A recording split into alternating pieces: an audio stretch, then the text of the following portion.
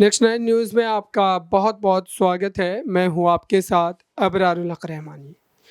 महाराष्ट्र की सियासत की आज बात करेंगे। दरअसल ख़ास तौर से अगर देखा जाए तो महाराष्ट्र में जिस तरीके से इस बड़े मामले को लेकर के राजनीति गरमाई हुई है और सीधे तौर पर माना जा रहा है कि विधायकों को लेकर के जो रुख है वो अभी तक स्पष्ट नहीं हो पाया है। मेरे साथ बात करने के लिए ऋतिक मौजूद है। इनसे तमाम सवाल लेंगे और समझने की कोशिश करेंगे कि दरअसल महाराष्ट्र की सियासत को वो इस वक्त किस तरीके से देख रहे हैं और उद्धव ठाकरे की वापसी को लेकर के जो तमाम दावे किए जा रहे हैं वो क्या वाकई में जो हकीकत में बदलते नजर आएंगे। क्योंकि इस समय अगर देखा जाए तो शिवसेना पार्टी पर पूरी तरीके से जो एकनाथ शिंदे का कब्जा हो चुका है। उसके बावजूद भी कहीं ना कहीं उद्धव ठाकरे को इस बात की उम्मीद ज़रूर है कि वो जो है आने वाले समय में कहीं ना कहीं हो सकता है कि फिर से एक बार महाराष्ट्र की जनता के बीच अपनी जगह अपनी पहचान को जिस तरीके से वो छोड़े हुए हैं, पार्टी का जो इतिहास आप देखें उस लिहाज से उनको ये उम्मीद है। तो क्या लगता है कि उद्धव ठाकरे फिर से एक बार उसी ताकत में महाराष्ट्र में जो है उभर सकते हैं? क्या पार्टी को उतनी सीटें मिल सकती है फिर से दोबारा? उद्धव ठाकरे सबसे बड़ी गलती कर रहे हैं। मैं अगर यहाँ पर बताना चाहूँ तो उद्धव ठाकरे को चुनाव आयोग पर भरोसा नहीं है। उद्धव ठाकरे चुनाव आयोग पर जो है प्रश्न चिन्ह खड़ा कर रहे हैं। उद्धव ठाकरे सुप्रीम कोर्ट पहुंचे और ये दावा ठोक रहे हैं वो कि उनको शिवसेना के असली हकदार वही हैं। आपको याद होगा कि उद्धव ठाकरे ने एक बयान दिया था जब चुनाव आयोग का फैसला आता है और जब शिवसेना और धनुष बाण एकनाथ शिंदे का हो जाता है तो वो खुली चुनौती देते हैं, धमकी देते हैं कि आप मैदान में आइए, चुनाव लड़िए, पता चल जाएगा कि आखिर शिवसेना का असली हकदार कौन है। दूध का दूध और पानी का पानी हो जाएगा। इस तरीके की बात यहाँ पर उद्धव ठाकरे ने की थी। लेकिन उद्धव ठाकरे को इन तमाम राजनीतिक जो घमासान है इससे बाहर निकलकर अपने आप पर ध्यान देना चाहिए। क्योंकि देखा जाए तो चुनाव भी नजदीक है और चुनाव के पहले अगर उद्धव ठाकरे खुद की पार्टी का निर्माण करते हैं या खुद के पार्टी के निर्माण करने के साथ साथ तमाम नेताओं को अपने साथ जोड़ते हैं तो मुझे लगता है कि यहां पर उनको बड़ा फायदा हो जाएगा। क्योंकि देखिए अवरार, आपको याद होगा कि अभी कुछ दिन पहले अरविंद केजरीवाल देखिए उद्धव ठाकरे से मिलने पहुंचे थे, राघव चड्ढा उनके साथ थे, भगवंत मान उनके साथ थे, जहां आप देख सकते हैं कि तमाम विपक्ष की पार्टियां उद्धव ठाकरे के साथ नजर आ रही हैं।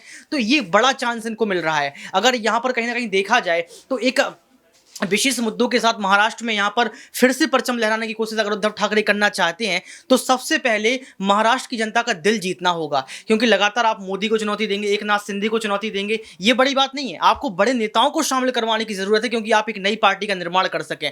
आप सुप्रीम कोर्ट पर भरोसा टिकाए हुए, मुझे लगता है कि सुप्रीम कोर्ट का जो भी फैसला आएगा वो कहीं ना कहीं चुनाव आयोग के फैसले से मिलता जुलता आएगा। अवरार, चुनाव आयोग का फैसला जिस तरीके से आया और पार्टी पर नियंत्रण जो है एकनाथ शिंदे को सौंप दिया गया है, तो क्या उद्धव ठाकरे के लिए कोई उम्मीद बची है या फिर जो लगभग 50-60 सालों से जो है ठाकरे परिवार की एक राजनीतिक विरासत हुआ करती थी वो अब पूरी तरीके से ख़त्म हो जाएगी? क्या ठाकरे परिवार का राजनीतिक रूप से अंत होने जा रहा है? देखिए ठाकरे परिवार का अंत नहीं मैं कह सकता हूं क्योंकि आप देख सकते हैं कि उद्धव ठाकरे बड़ा चेहरा है, सीएम वो रहे हैं। और सबसे बड़ी बात, आज भी उद्धव ठाकरे के जो समर्थक हैं वो नारे लगाते हैं, वो चाहते हैं कि उद्धव ठाकरे एक बार फिर से चुनकर आए। मैंने आपसे पहले भी कहा था कि उद्धव ठाकरे गलती ये कर रहे हैं क्योंकि वो चाहते हैं कि धनुष बाण उनको मिल जाए, शिवसेना उनकी हो जाए। आप दो चीजों के पीछे भाग रहे हैं, लेकिन आप जनता के पीछे भागेंगे, आप मुद्दों के पीछे भागेंगे तो जनता आपको किसी भी चुनाव चिन्ह के साथ किसी भी पार्टी के साथ चुन सकती है। कई बार आपने देखा कि तमाम लोगों ने अपनी पार्टी बनाई। मैं चाचा शिवपाल की बात करना चाहता हूं, उन्होंने अपनी खुद की पार्टी बनाई। हालांकि अब तो वो प्रसपा पार्टी सपा में विलय भी हो चुकी है, लेकिन आप देखिए कि उन्होंने ये दिखा दिया था कि मैं जीत सकता हूं, कुछ भी कर सकता हूं। आप देख सकते हैं कि वो कहीं ना कहीं विधानसभा पहुंच गए थे। इसके साथ देखा जाए तो राजा भैया निर्दलीय जीते थे। क्योंकि राजा भैया का चेहरा चलता है। अगर देखा जाए यहाँ पर तो गुलाम नबी आज़ाद की बात कर लो, गुलाम नबी आज़ाद ने खुद की पार्टी बनाई थी। तो कहीं ना कहीं अगर आपको लगता है कि हम मजबूत हैं, महाराष्ट्र की जनता आपको चुनना चाहती है, तो आप डर क्यों रहे हैं? आपको डरना नहीं है, आपको एकनाथ शिंदे का सामना करना है। और एकनाथ शिंदे जो बड़ा दावा ठोक रहे हैं उस दावे को आपको कहीं ना कहीं धूमिल करना है। आप देख सकते हैं मातोश्री की बात कर लो, मातोश्री का जो ग्राउंड फ्लोर है वो कहीं ना कहीं एकनाथ शिंदे होने का जा रहा है। यहाँ पर अगर बात करें तो 340 करोड़ की संपत्ति शायद यहाँ पर निकल कर आई थी, वो भी एकनाथ शिंदे की होने वाली है। तो आप इनका बचाव करिए कि हम कैसे यहाँ पर अपनी मातोश्री को बचा सकते हैं, कैसे आप जो है यहाँ पर अपनी सियासत को बचा सकते हैं। लेकिन अगर आप सिर्फ दो चीजों के पीछे भाग रहे हैं कि शिवसेना और धनुष बाण, तो आप पीछे भागते रह जाएंगे और आपका हाल भी कांग्रेस की तरह हो जाएगा। लेकिन यहाँ पर एक प्रश्न तो ज़रूर बनता है कि किसी न किसी तरीके से जो है एकनाथ शिंदे को एक ताकत जो है वो बीजेपी के द्वारा मिल रही है और इस बात को उन्होंने जो है अपनी ज़बान से एक कहा। सवाल एक भी उठता है यहाँ पर कि जैसे राज ठाकरे की बात कर लो, आप राज ठाकरे को कैसे उद्धव ठाकरे के साथ मिला सकते हैं, उद्धव ठाकरे राज ठाकरे को कैसे अपने साथ मित्र बना सकते हैं, इस पर ध्यान देना चाहिए। दूसरी बात, शरद पवार की हम बात करना चाहेंगे। शरद पवार जिस तरीके से यहाँ पर भविष्यवाणी करते रहते हैं, शरद पवार का हाथ इनको थाम के रखना चाहिए।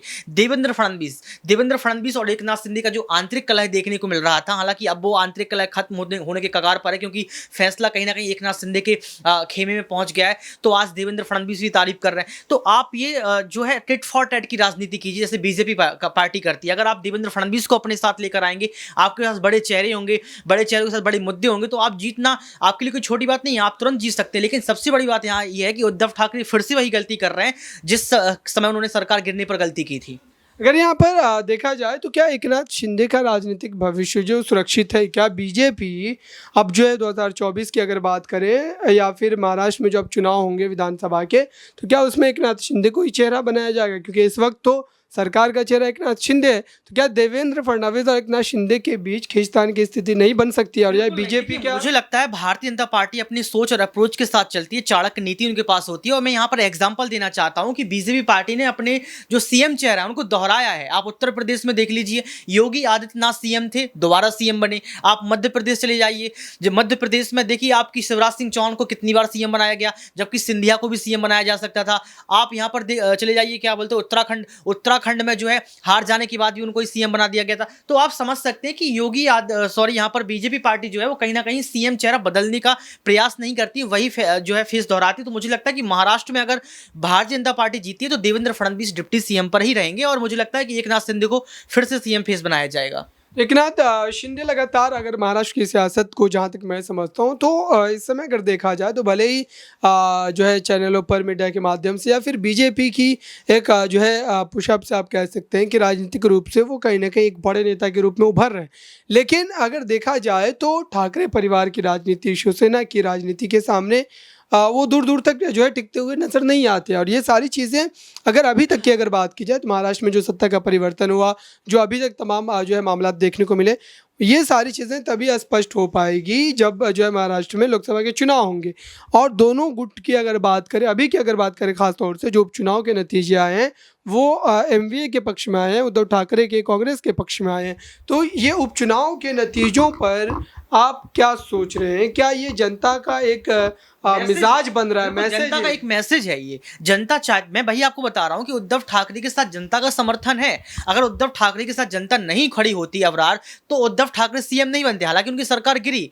मैं वही कहना चाहता हूं कि उद्धव ठाकरे जो है यहाँ पर कहीं ना कहीं कछुए की चाल चल रहे हैं। देखिए, वो कछुआ और खरगोश की जो कहानी थी अब वो बदल चुकी है। क्यों? क्योंकि यहाँ पर जो दौड़ेगा वो पाएगा। ये राजनीति में देखा जाता है, विशुद्ध राजनीति में ही देखा जाता है। लोकतांत्रिक मूल्यों का हनन भी ऐसा होता है कि कुर्सी के खेल में नेता किसी भी कगार तक जो है पहुंच सकता है। लेकिन उद्धव ठाकरे कहीं ना कहीं सिर्फ दो चीजों को देख रहा है, एक तो शिवसेना, दूसरा धनुष बाण। आप अगर इन दोनों से दूर होकर जनता का दिल जीतेंगे, जनता के पक्ष में काम करेंगे, जनता के हित के लिए काम करेंगे, तो चुनाव आपके पास होगा, कुर्सी आपके पास होगी। तो मुझे लगता है कि उद्धव ठाकरे को कहीं ना कहीं अपने राजनीति कैरियर में और अपने भविष्य को सुरक्षित करने के लिए जनता के साथ जुड़कर बड़े नेताओं को शामिल करवाकर अपनी खुद की पार्टी का निर्माण करना चाहिए, खुद का एक चुनाव चिन्ह जो है पेश करना चाहिए। बहुत बहुत शुक्रिया इन तमाम सवालों का जवाब देने के लिए। तो ये एक राजनीतिक परिस्थिति महाराष्ट्र की थी जो हम आप तक लगातार पहुंचा रहे थे, और आने वाले दिनों में भी हमारी बारीक नज़र जो है, पैनी नज़र जो है वो बनी रहेगी महाराष्ट्र की हर सियासी अपडेट को लेकर के। और ख़ास तौर से अगर देखा जाए तो इस वक्त जिस तरीके से उद्धव ठाकरे और एकनाथ शिंदे गुट के बीच खींचतान मची हुई है। इस खास कार्यक्रम में बस इतना ही। देखते रहिए ताज़ा तरीन खबरों के लिए नेक्स्ट 9 न्यूज़ को। धन्यवाद।